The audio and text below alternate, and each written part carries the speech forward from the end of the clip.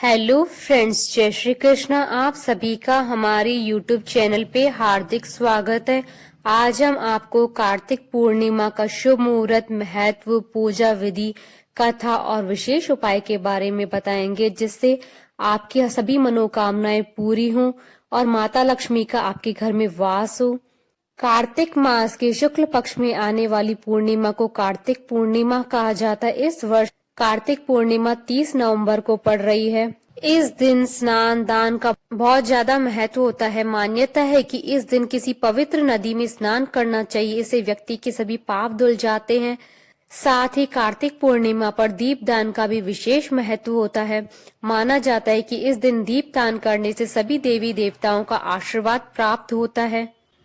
इस वर्ष कार्तिक पूर्णिमा पर सुखद संयोग बन रहा है। कार्तिक पूर्णिमा पर देवी देवताओं के लिए उत्सव का दिवस होता है, इसलिए इस दिन पर त्योहारों पर हुई भूलों के लिए माफी तो मांगे ही, साथ ही पूजा अर्चना कर देवी देवताओं को इस दिन आसानी से प्रसन्न किया जा सकता है। कार्तिक पूर्णिमा के दिन लक्ष्मी जी और विष्णु जी की पूजा जरूर करनी चाहिए और साथ ही भगवान सत्यनारायण की कथा जरूर सुने। सत्यनारायण जी की कथा का वीडियो देख सकते हैं आप हमारे चैनल पर, इसका लिंक आपको डिस्क्रिप्शन बॉक्स में भी मिल जाएगा।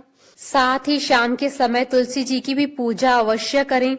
कार्तिक पूर्णिमा के दिन गुरु नानक जयंती होने के कारण इसका महत्व और भी बढ़ जाता है। पुराणों में भी इस पूर्णिमा का विशेष महत्व माना गया है, क्योंकि कार्तिक माह विष्णु जी को बहुत प्रिय होता है। इस दिन देव दिवाली मनाने की परंपरा है।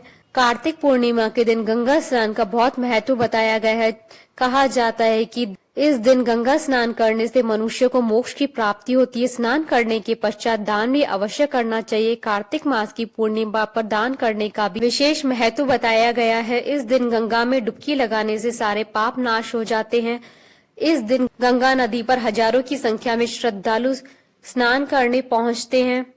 एक पौराणिक कथा के अनुसार इसी दिन सृष्टि के रचयिता ब्रह्मा जी ब्रह्म सरोवर पुष्कर में अवतरित हुए थे।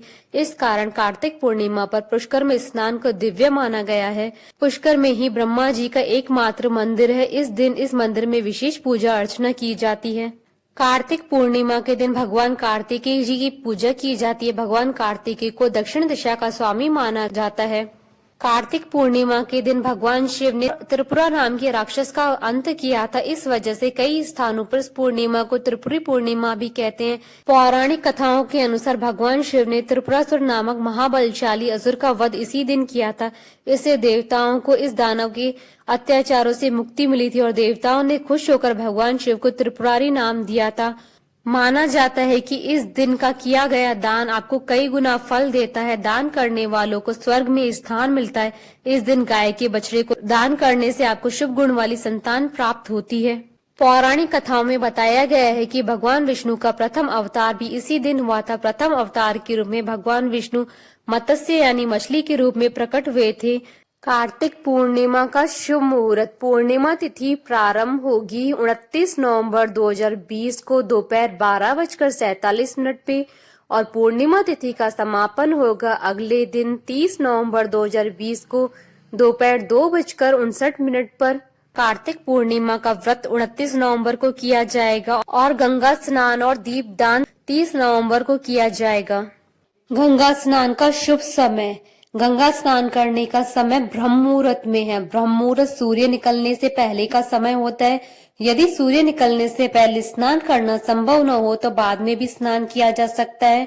दान, हवन और दीपदान के शुभ समय सुबह 6:56 से सुबह 8:14 तक और सुबह 9:32 से सुबह 10:51 तक और दोपहर 1:29 से 2:46 तक है। कार्तिक पूर्णिमा की पूजा विधि। कार्तिक पूर्णिमा के दिन भगवान कार्तिकेय जी की पूजा की जाती है। भगवान कार्तिकेय को दक्षिण दिशा का स्वामी माना जाता है। इस दिन साधक को किसी पवित्र नदी में स्नान करना चाहिए और साफ वस्त्र धारण करने चाहिए। भगवान कार्तिकेय की पूजा से पहले एक साफ चौकी लेकर उस पर गंगा जल छिड़कें और उस पर लाल रंग का वस्त्र बिछाएं। इसके बाद उन्हें पुष्प, घी और दही आदि अर्पित करें और उनकी विधिवत पूजा करें। भगवान कार्तिकेय की कथा सुने या पढ़े। इसके बाद भगवान कार्तिकेय की धूप व दीप से आरती उतारे। भगवान कार्तिकेय की आरती उतारने के बाद उन्हें गुड़ से बनी मिठाई का भोग लगाएं। कार्तिक पूर्णिमा की कथा। कार्तिक पूर्णिमा की कथा के अनुसार एक राक्षस जिसका नाम त्रिपुर था, उसने ब्रह्मा जी की कठोर तपस्या की थी। त्रिपुर की तपस्या से तीनों लोकों में हाहाकार मच गया। सभी देवताओं ने त्रिपुर की इस कठोर तप को तोड़ने का निर्णय लिया, जिसके लिए उन्होंने बहुत सी सुंदर अप्सराएं त्रिपुर के पास भेजी। लेकिन फिर भी त्रिपुर की तपस्या भंग नहीं हुई। जब त्रिपुर की तपस्या भंग नहीं हुई तो अंत में ब्रह्मा जी को विवश होकर त्रिपुर के सामने प्रकट होना ही पड़ा।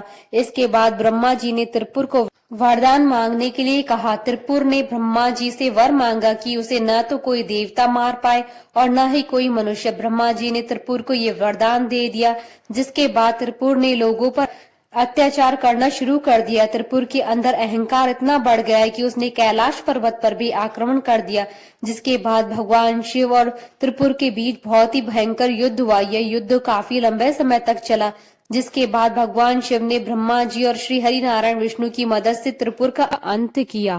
मान्यता है कि कार्तिक पूर्णिमा में लाभ और मनोकामना की पूर्ति के लिए 5 प्रकार के उपाय जरूर किए जाने चाहिए। कार्तिक पूर्णिमा के दिन व्रत रखना चाहिए। कहा जाता है कि इस दिन व्रत रखने से 1000 अश्वमेघ और 100 राजसूय यज्ञ का फल प्राप्त होता है। इस दिन गौ, अश्व और घी आदि के दान से संपत्ति में बढ़ोतरी होती है।